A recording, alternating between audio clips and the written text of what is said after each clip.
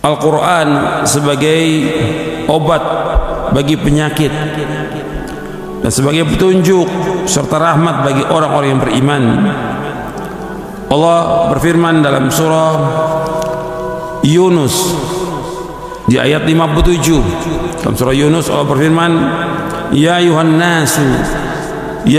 nasu qad ja'atkum mau'idatun min rabbikum wa shifaa'un lima fis sudur wa huda wa rahmatun lil mu'minin. Ya ayuhan nas, wahai manusia, qad ja'atkum mau'idatun min rabbikum, telah datang kepada kalian nasihat dari Rabb kalian, wa shifaa'un lima fis sudur, dan sebagai penyembuh bagi penyakit yang dalam dada, wa hudan, sebagai petunjuk, wa rahmatun lil mu'minin, dan sebagai rahmat bagi orang-orang beriman. Allah juga berfirman dalam surah Al-Isra ayat 82, wa nunazzilu minal qur'ani ma huwa shifaa'un wa rahmatun lil mu'minin wa la yazidu adh-dhalimina illa khasara. Dan kami turunkan dari Al-Quran sesuatu yang menjadi penawar dan rahmat bagi orang-orang yang beriman, sedangkan bagi orang-orang yang zalim Al-Quran itu hanya akan menambah kerugian. Allah juga berfirman dalam surah Fussilat ayat 44, Qul huwa lilladzina amanu huda wa shifaa walladzina la yu'minuna fi adhanihim waqru wa huwa 'alaihim 'ama ulaika yunadawna min makanin ba'id. Katakanlah, Al-Quran adalah petunjuk dan penyembuh bagi orang-orang yang beriman, dan orang-orang yang tidak beriman pada telinga mereka ada sumbatan, dan Al-Quran itu merupakan kegelapan bagi mereka. Mereka itu seperti orang-orang yang dipanggil dari tempat yang sangat jauh. Surah Fussilat ayat 44. Jadi Allah menyebutkan di dalam 3 ayat ini Al-Quran sebagai syifa. Di 3 ayat ini, surah Yunus ayat 57, surah Al-Isra ayat 82, dan juga surah Fussilat ayat 44, bahwa Al-Quran Allah sebutkan sebagai petunjuk, sebagai rahmat. Al-Quran juga sebagai syifa, sebagai penyembuh, penawar. Artinya sebagai obat. Allah sebutkan di sini syifaa'un lima fis sudur, obat dalam dada. Dari obat dari semua penyakit-penyakit hati ya Al-Quran. Orang mendapatkan kegelisahan, kegundahan, kesedihan, dan yang lainnya, ya obatnya Quran. Jadi orang kalau mau cari obat ya Quran, baca Al-Quran. Gak ada obat yang paling mujarab di muka bumi ini kecuali Al-Quran. Ini obat yang paling mujarab. Artinya obat yang sudah dijalankan oleh Nabi Muhammad SAW dan para sahabatnya. Obat dari semua penyakit Al-Quran. Kan penyakit yang paling berat itu penyakit kufur, penyakit syirik, penyakit nifaq, penyakit keraguan. Obatnya Quran. Baru nanti penyakit-penyakit yang lain, penyakit kesombongan, keangkuhan, dengan Quran dia akan tunduk. Banyak orang larinya ke dokter-dokter fisik. Al-Quran dulu ini, baca Quran, pahami Al-Quran, ini obat. Dan juga Al-Quran bukan hanya obat dari penyakit yang terdapat dalam dada manusia, tapi juga penyakit fisik. Ketika orang itu sakit, dia bisa membacakan Al-Quran dengan diruqyah, akan sembuh dia.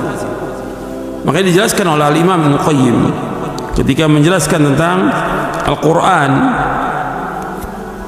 sebagai penyembuh, bahwa Al-Quran merupakan penyembuh yang sempurna di antara seluruh obat hati dan juga obat fisik, sekaligus sebagai obat bagi seluruh penyakit dunia dan akhirat. Tidak setiap orang mampu dan mempunyai kemampuan untuk melakukan penyembuhan dengan Al-Quran. Jika pengobatan dan penyembuhan itu dilakukan secara baik terhadap penyakit, dengan didasari kejujuran dan keimanan, penerimaan yang penuh, keyakinan yang pasti, terpenuhi syarat-syaratnya, maka tidak ada satupun penyakit yang mampu melawan Al-Quran. Nggak ada satu penyakit yang mampu melawan Al-Quran selama-lamanya. Bagaimana mungkin penyakit itu akan menentang dan melawan firman-firman Rabb bumi dan langit, yang jika firman-firman itu turun ke gunung, maka ia akan memporak-porandakan gunung. Atau jika turun ke bumi ini, saya akan membelahnya. Oleh karena itu tidak ada satupun penyakit hati dan juga penyakit fisik melainkan dalam Al-Quran terdapat jalan penyembuhannya, sebab kesembuhan serta pencegahan terhadapnya bagi orang yang dikaruniai oleh Allah pemahaman oleh Allah. Artinya dikaruniai oleh Allah, diberikan karunia pemahaman oleh Allah terhadap kitabnya. Dan Allah Azza wa Jalla yang Maha Perkasa lagi Maha Agung telah menyebutkan di dalam Al-Quran beberapa penyakit hati dan fisik, juga disertai penyebutan penyembuhan hati dan juga fisik. Adapun penyakit-penyakit hati terdiri dari dua macam, yaitu penyakit syubhat, kesamar-samaran atau ragu-ragu yang merusak ilmu, dan penyakit syahwat atau hawa nafsu yang merusak amalan. Allah yang Maha Suci telah menyebutkan beberapa penyakit hati secara terperinci yang disertai dengan beberapa sebab sekaligus cara penyembuhan penyakit-penyakit tersebut. Ini dibawakan oleh Al-Imam Ibnu Qayyim di dalam kitabnya Zadul Ma'ad di juz yang keempat. Allah juga berfirman di dalam surah Al-Ankabut di ayat 51. Allah berfirman, awalam yakfihim anna anzalna 'alaikal kitaba yutla 'alaihim inna fi dzalika la rahmatan wa dzikra liqaumin yu'minun. Apakah tidak cukup bagi mereka bahwa kami telah menurunkan kepadamu kitab Al-Quran yang dibacakan kepada mereka? Sungguh dalam Al-Quran terdapat rahmat yang besar dan pelajaran bagi orang-orang yang beriman. Al-Alama Al-Imam Ibnu Qayyim menjelaskan ayat ini, faman lam yashfihil Qur'anu fala syafahu Allah wa man lam yakfihi fala kafahu Allah. Barang siapa yang tidak dapat disembuhkan oleh Al-Quran, berarti Allah tidak memberikan kesembuhan kepadanya. Dan barang siapa yang tidak dicukupkan dengan Al-Quran, maka Allah tidak akan memberikan kecukupan padanya. Di dalam kitab Zadul Ma'ad di juz yang keempat.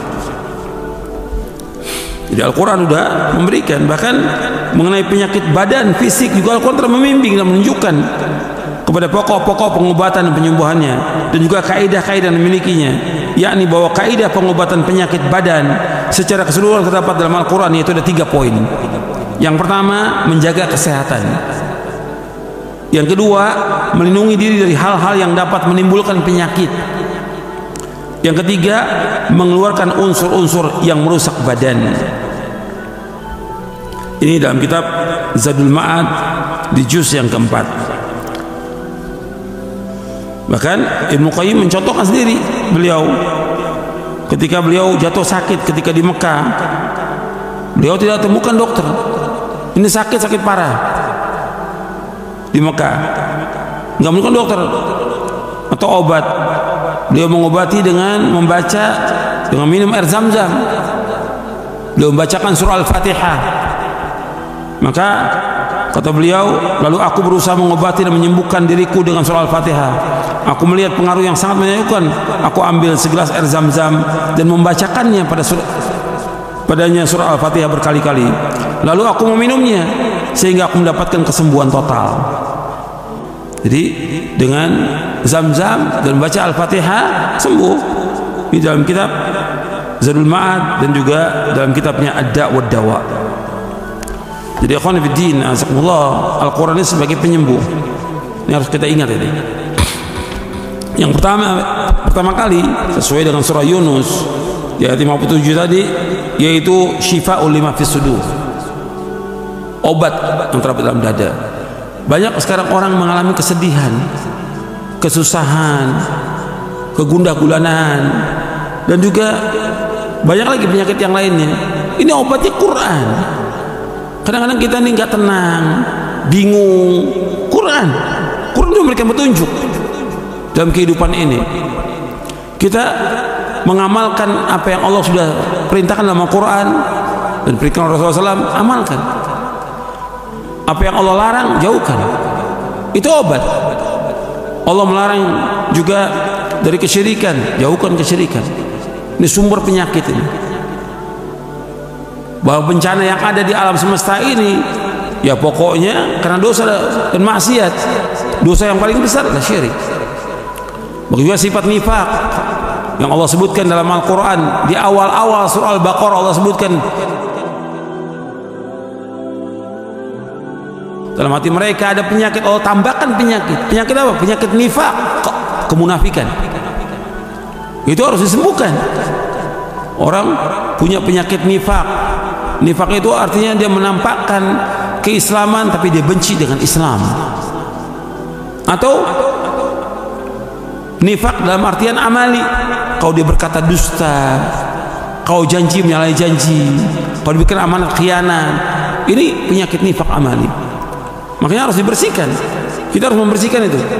Penyakit kufur, penyakit syirik, penyakit nifak, penyakit sombong, penyakit dengki, penyakit iri, penyakit merasa lebih tinggi dari yang lain, penyakit meremehkan orang, menghinakan orang, dan yang lainnya. Itu harus dibersihkan. Penyakit tamak kepada dunia. Banyak manusia punya penyakit tamak kepada dunia. Allah sudah sebutkan dalam Al-Quran bahwa dunia ini mata'ul gurur, penyakit tamak.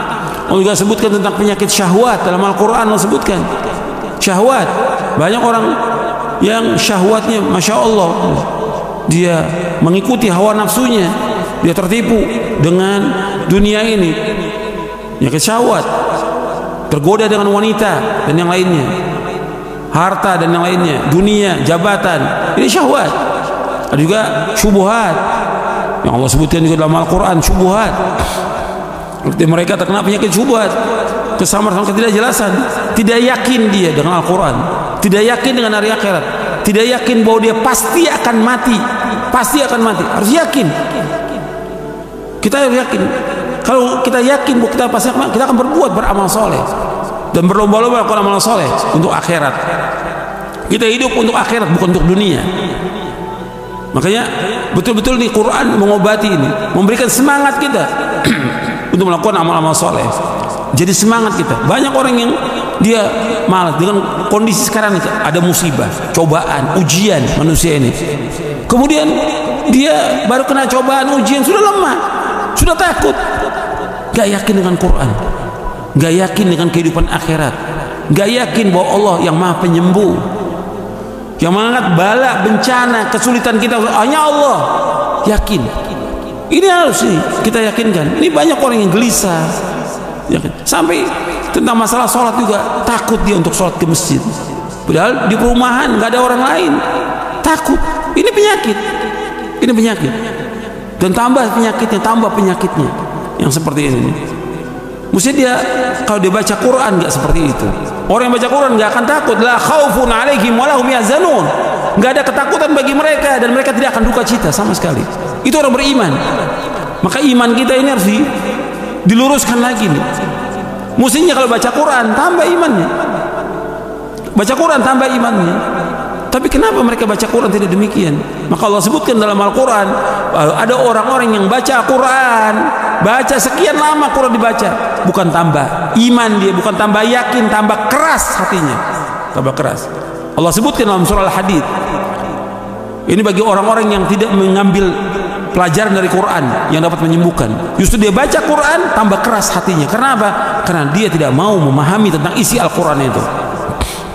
Allah menyebutkan dalam surah Al-Hadid, alam ya'ni alladziina aamanu an takhsha'a qulubuhum li dzikrillah wa ma nazzala minal haqq wa la yakunu kal ladziina utul kitaba min qablu fatala 'alaihimul amadu faqassat qulubuhum wa katsirun minhum fasiqun. Allah berfirman dalam surah Al-Hadid ayat 16, belumkah datang nih waktunya kepada orang-orang beriman untuk tunduk hati mereka mengingat Allah dan apa yang Allah turunkan dari kebenaran, dan janganlah mereka seperti orang-orang yang diberikan kitab sebelum mereka. Lama waktu mereka, faqasat qulubuhum, menjadi keras hati mereka. Wa katsirun minhum fasiqun, dan kebanyakan mereka itu adalah orang-orang fasik. Mestinya orang beriman begitu dia baca Quran, pahami isinya, tambah lembut hatinya, tambah yakin dia kepada Allah, tambah berani dia dalam menghadapi kehidupan ini. Dia mempunyai optimisme, tidak pesimis dengan kehidupan ini, tidak takut dengan kehidupan.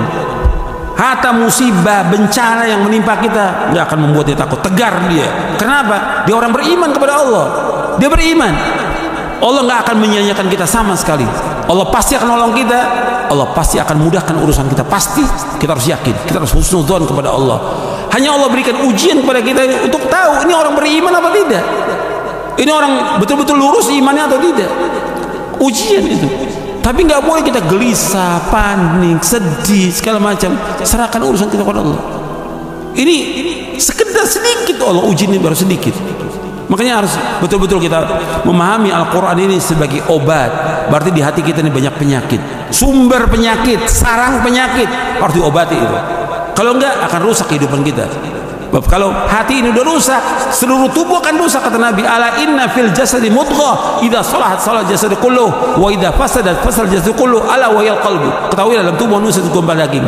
Kalau daging ini baik, baik seluruh tubuhnya. Kalau daging ini jelek, jelek seluruh tubuhnya. Ketahui segumpal daginglah hati. Hadis ini sahih riwayat Bukhari dan Muslim. Kalau hatinya sudah jelek, jelek, rusak sudah hatinya, rusak seluruh tubuhnya. Kalau hatinya sudah takut terus, ketakutan, gelisah, ya rusak seluruh tubuhnya. Bukan hanya dia yang rusak, istrinya, anaknya, orang lain juga kena, ditakut-takuti oleh dia. Dia penakut, nakuti orang lain. Ini penyakit. Makanya mestinya dengan baca Quran sembuh itu penyakit itu. Hilang penyakit was-was, hilang penyakit kegelisahan, hilang penyakit sombong, hilang penyakit tamak kepada dunia, hilang penyakit dengki dan iri. Mestinya seperti itu. Quran syifa lima fis sudur, obat terhadap dada, dan juga rahmat bagi kaum mukminin, petunjuk.